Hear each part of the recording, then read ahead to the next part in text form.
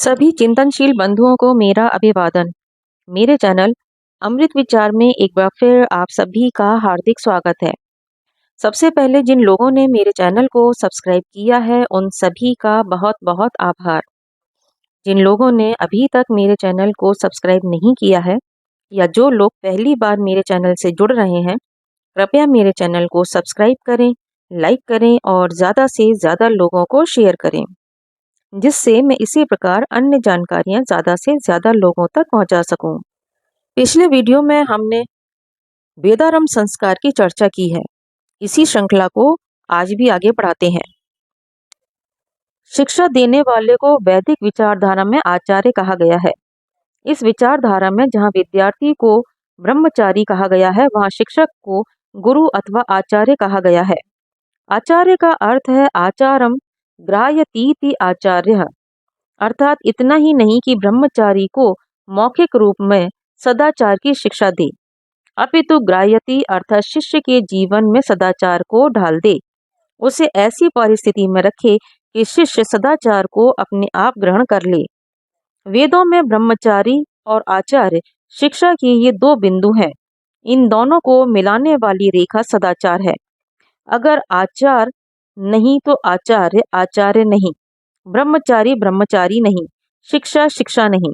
इस दिशा में गुरुकुल शिक्षा प्रणाली वर्तमान युग के लिए पुरानी होती हुई भी एक क्रांतिकारी विचारधारा है, जिसे अगर ईमानदारी से क्रियात्मक रूप दिया जाए तो हमारी शिक्षा जगत में जो कूड़ा करकट जमा हो गया है वह उसे एकदम साफ कर सकती है।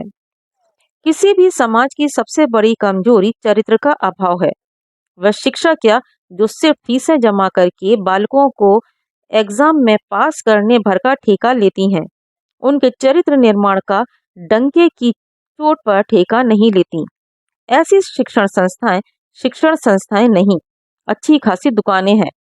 आज हमारी सभी शिक्षण संस्थाएं दुकानदारी बन गई हैं। चरित्र को तो शिक्षा का अंग ही नहीं समझा जाता। एक नई फिलॉसफी ने जन्म ले लिया है, प्राइवेट लाइफ अलग है, पब्लिक लाइफ अलग है। शिक्षक भी इस बात के दावेदार हैं कि घर में वह जुआ खेले, शराब पिए, कुछ भी करे, उसकी प्राइवेट लाइफ में दखल देने का किसी को भी अधिकार नहीं।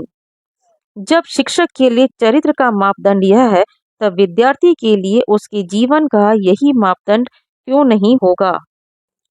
शिक्षा की वैदिक विचारधारा में शिष्य से ही अपेक्षा नहीं की जाती, शिक्षक गुरु आचार्य से बड़ी भारी अपेक्षा की जाती है।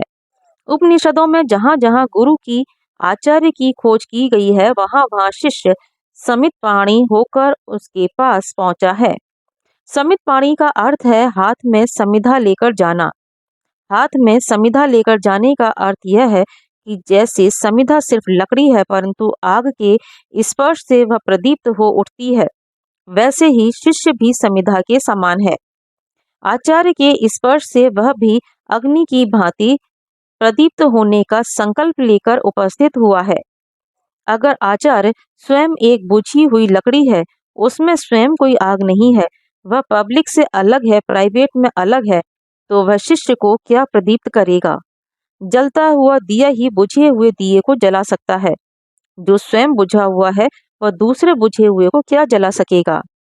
ऐसे ही गुरुओं के लिए कहा गया है, अंधे नैव नियमानः यथा अंधा, अर्थात जैसे अंधे अंधों को रास्ता दिखला रहे हों। एक लेखक ने ठीक कहा है, character is not so much taught as caught, अर्थात आचार सिखाया नहीं ग्रहण किया जाता है।